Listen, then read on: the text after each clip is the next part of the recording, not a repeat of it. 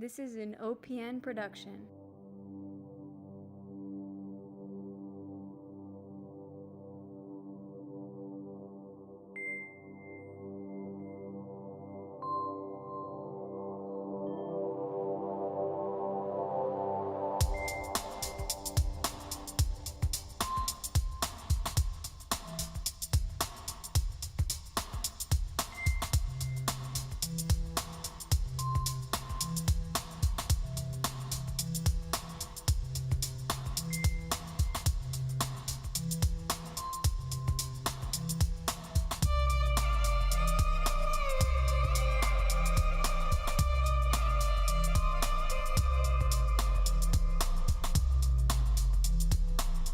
Welcome to this, the second ever episode of Olia's Opinions, the new podcast where I take a look at this week's newest and hottest current events, movies, television, and music.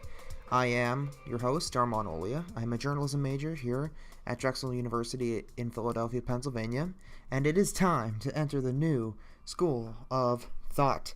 Now, so before we get things started, I'd like to say thank you to those who watched the first episode with Liz Meckler, who sat through the entire 1 hour and 15 minutes. And yeah, I understand that is very long. I've listened to your feedback. I've listened to everyone who has actually given me feedback on what they think could make this show better. I have carefully thought about it. I've pondered it, and I have actually something to say. I'm actually going to make a bit of an announcement. So this podcast, I love doing this show. However, I have gotten the complaint that it is too long. So, we have a solution for that. I'm going to split this up into 4 separate segments that'll go at 4 separate weeks. And you'll see the pattern emerge. So, we're in the second week of October. Happy Friday the 13th, by the way. We always tape this a day early. So, happy October 13th. Happy Friday the 13th to everybody watching this show. Hopefully your days have been very good. I hope it isn't bad. So it's week 2, and we're going to be doing something this week. We're going to be talking about the movies. Yes, we're going to be talking about the movies that came out last week and whether or not you should go see them. We call this segment Screen Time.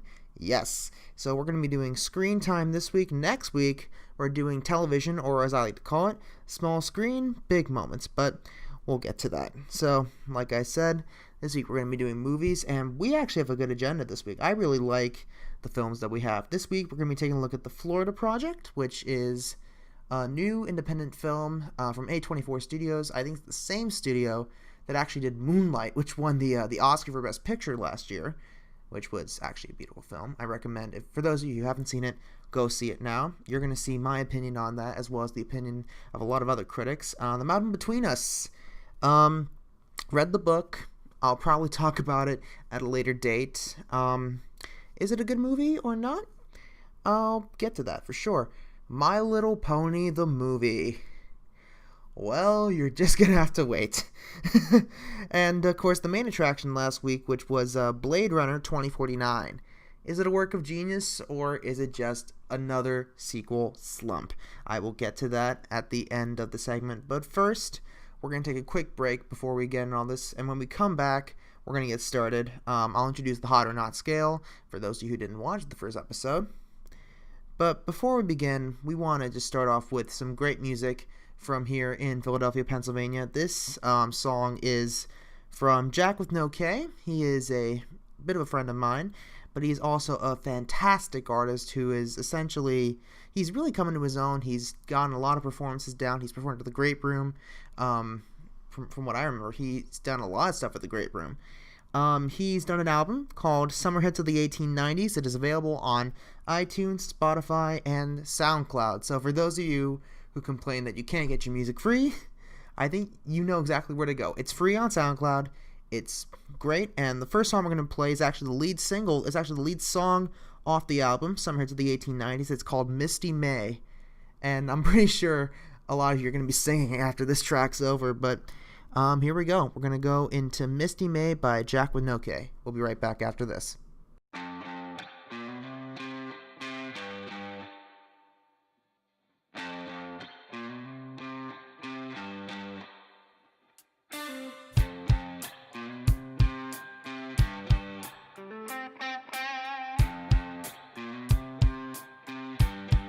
It's either too early or far too late for you to be calling me to say, oh, what did I do? And not like you, and always with you.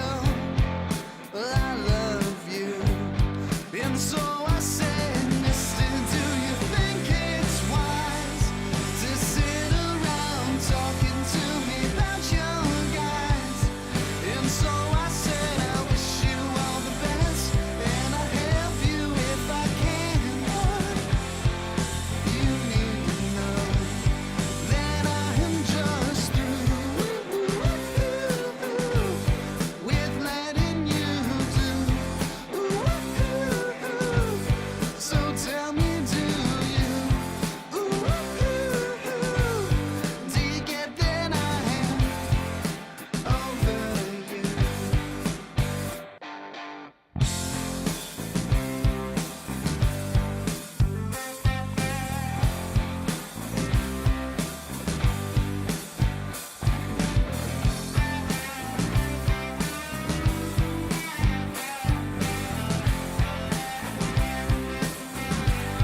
And never did I ever think I'd see you in this place where so desperately you need someone who understands. But what you really need, mister, is a friend. And so I said, mister, do you think you're smart? You sit around laughing in disregard. And so I said, mister, you can tell me in the morning that you're lonely, but here's the truth, and I'm just through with letting you do. So tell me, do you get that I am over you?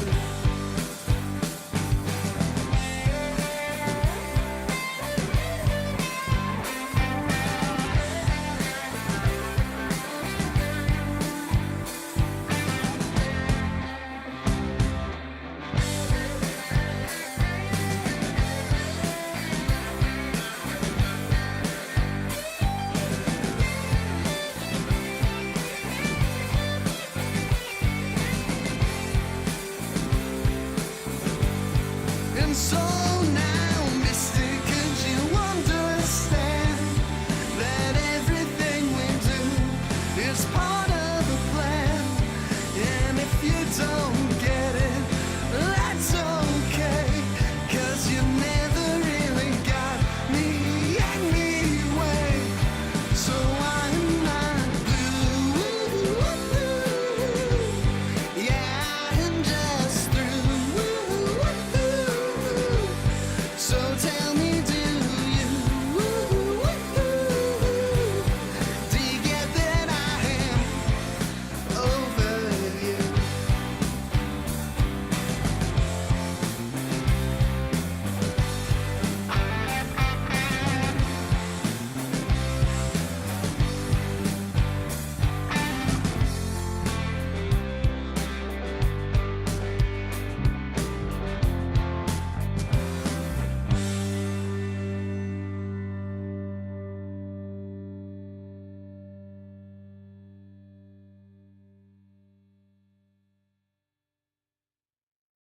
So that was Misty May by Jack with No K. The album is Summer Hits of the 1890s, and it is available now on iTunes, Spotify, and SoundCloud.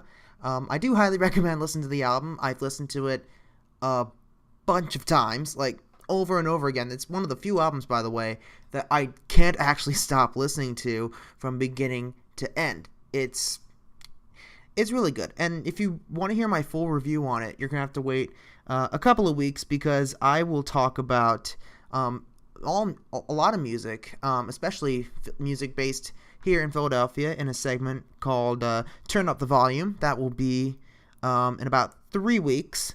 When that episode comes out, that episode will come out, and that will include my review for some hits of the 1890s, as well as Jack with No K and his music in general. So, now let's go to the real reason why we're here. Let's talk about the movies.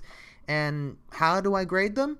Well, let me put it to you this way. Siskel and Ebert had the 2 thumbs.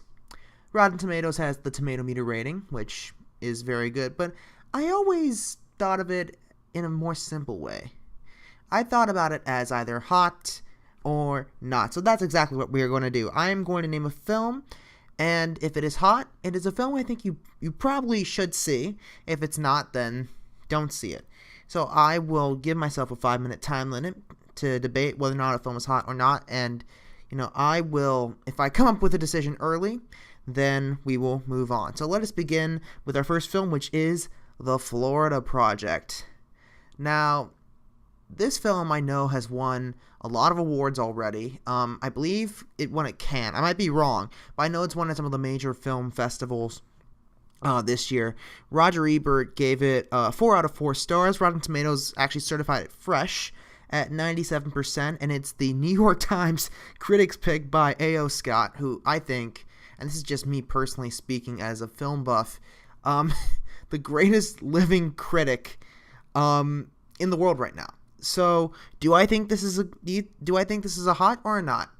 Well, obviously it's a hot, because, well, first of all, if all these critics are saying that it's a hot, if it's being glorified by all of these film festivals consistently, it should be. But I didn't just take their word for it, so I went to see the movie, and it's probably one of the few films I've seen that I was both crying and laughing at the same time, and I rarely evoke any emotion during a movie, even if it's a good movie.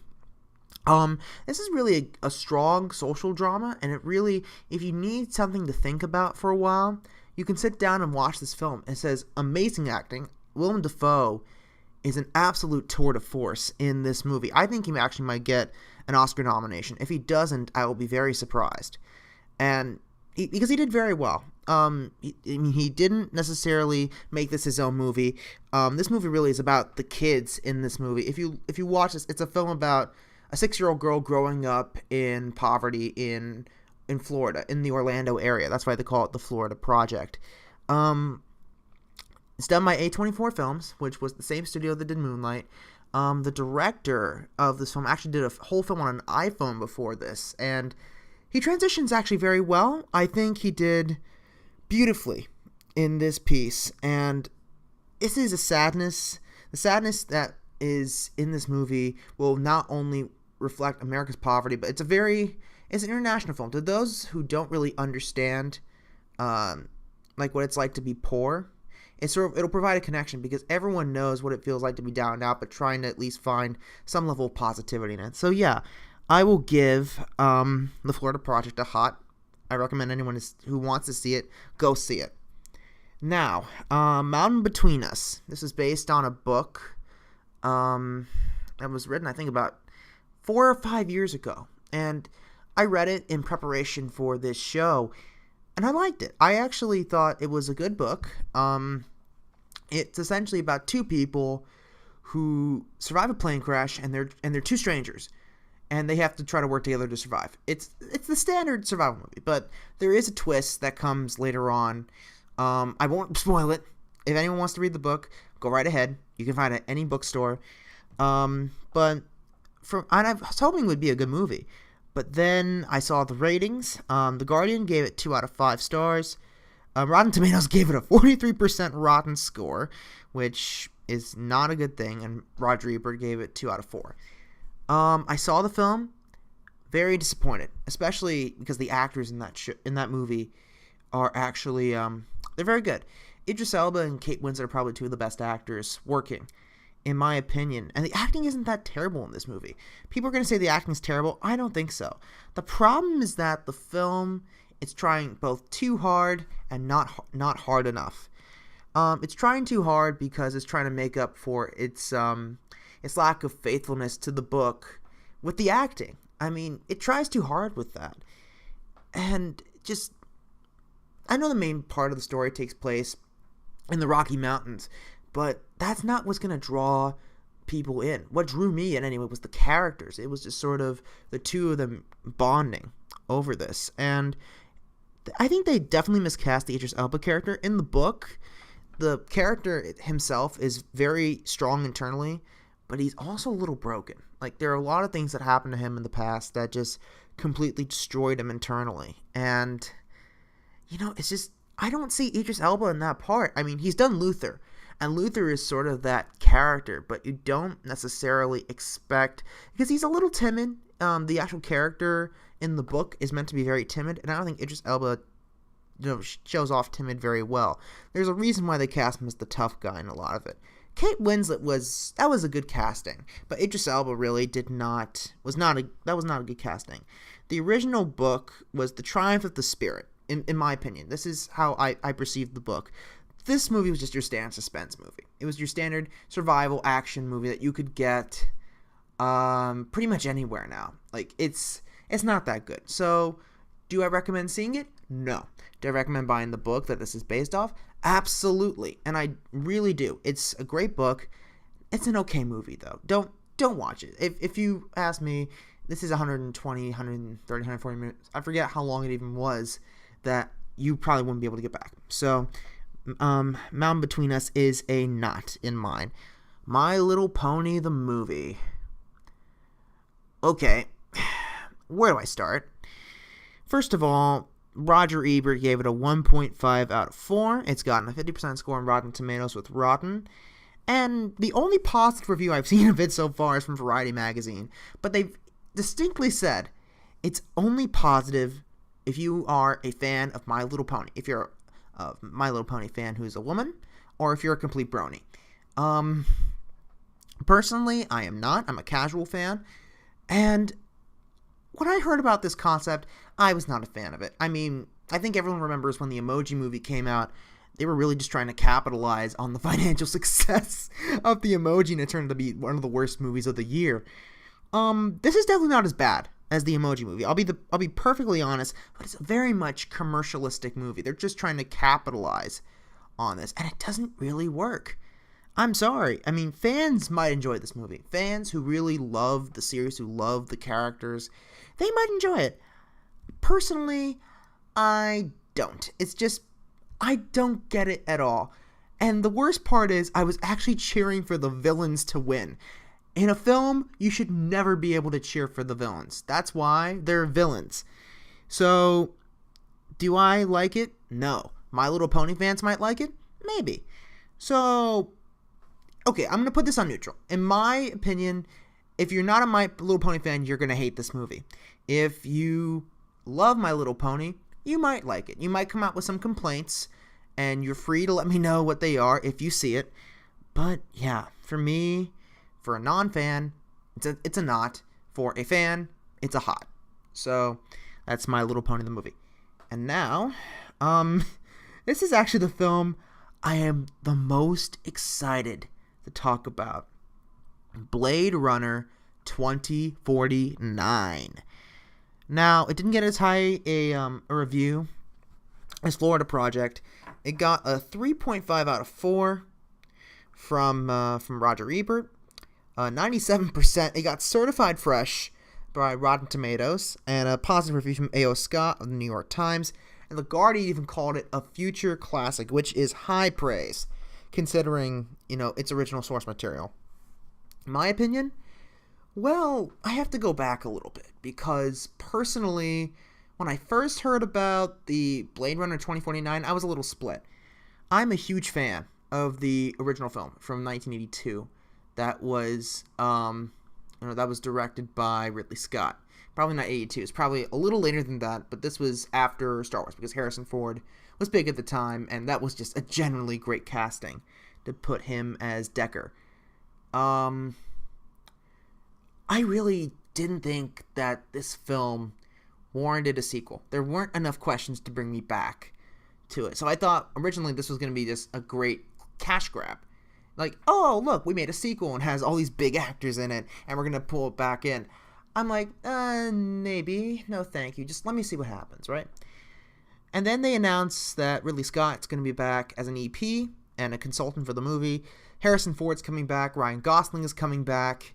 No, not coming back. Sorry, he wasn't even in the original movie. He's coming in as the lead character, and it's really going to be sort of... They're going to try to keep the spirit of the original in there. And then they chose Denis Villeneuve to direct it. That was brilliant, because Denis Villeneuve is probably one of the best directors now working today. He's a very visual style, and I thought that might translate into the film. Oh my god, was I absolutely right. I'm really happy of how great of a movie it is, because not only does it connect with the original, there are a lot of plots that sort of, you tie it in from the original. Some plot points I didn't even remember were there, and they just brought it back for 2049, and they really made a great movie out of it. The dynamic between Gosling and Ford it's phenomenal. The visual effects, oh my god, like that is, if you go see it in IMAX, I swear you are gonna get more than your money's worth. It is absolutely a beautiful thing to watch. It was great casting, the plot was amazing, and normally sequels based on original classic films are just terrible. For further proof, look at, for example, Oz the Great and Powerful. That was a good base, it was a good source, but they didn't really have much material there to warrant a prequel. This, on the other hand, was just absolutely brilliant. It was its own story, it distinguished itself while also associating itself with the original Blade Runner, and it was so much fun. When the credits rolled, I was so mad that I had to walk out of there. But I'm going to say it. It's like Mad Max a couple years ago. I didn't like Mad Max. I loved this, though. And this could actually be a potential Oscar nominee. I will not be surprised if it actually gets nominated for Best Picture. It's that good. So it's a hot or not? For me, it's a hot. Especially because they proved me wrong. And I really want films like this to prove me wrong. In the sense that I didn't think it was going to be good, but oh my god, was it great. So thank you, Blade Runner 2049, for at least restoring some of my faith, anyway, in these sequels and in all this. So, in all movies, I should say. So let me just do a rundown again. Florida Project and Blade Runner 2049 are definite hots. Go see it. They're in theaters right now. All these films, by the way, came out last week, so you can go out and see every single one of them. The Mountain Between Us, do not see. Definitely not. You should read the book. That I recommend, but do not see the movie. It's bad. My Little Pony the movie, again, if you are a My Little Pony fan, go see it. If not, you are not going to enjoy it. I promise you. So that is actually it for this week. Thank you so much for everyone who's watched this show. You can follow me on all social media, on Facebook, on Twitter, on Instagram, on Snapchat. You can follow me all at House of Armon. That is HOUSEOFARMON. I am Armon Owlia. Thank you so much for watching, and that is it for our School of Thought. Until next week, keep loving, keep learning, and keep debating. We'll see you next time on Oli's Opinions. Goodbye.